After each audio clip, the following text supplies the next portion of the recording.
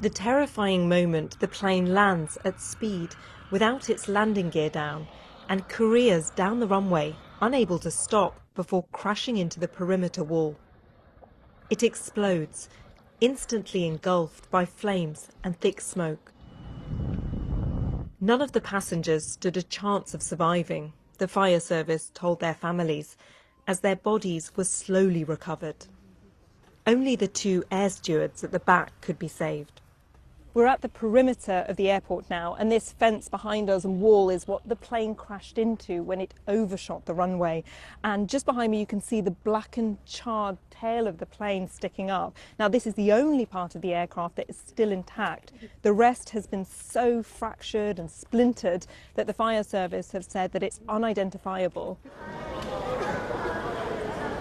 Inside the airport terminal, the families gathered to hear the terrible news.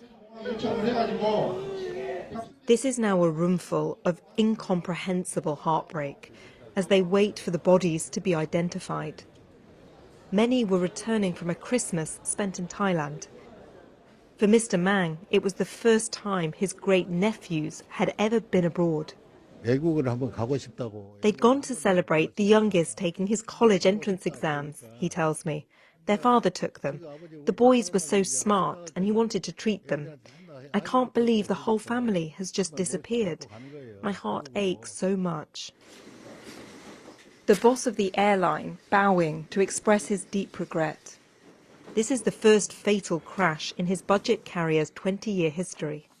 I want to give my sincere apology and condolences to those who've lost their lives in the accident and their families. At the moment, it's hard to presume the cause of the accident. It's thought the pilot couldn't activate the plane's landing gear. Initial reports suggest a bird might have caused a fire in one of the engines. But proper answers will take time. The black box has been severely damaged. As the sun set, forensic teams were still searching the surrounding fields until eventually all the bodies were recovered.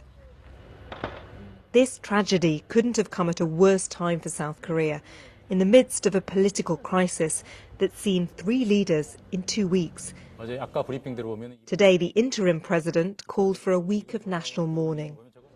To respect these families, he'll sleep here tonight as they wait and hope for more information.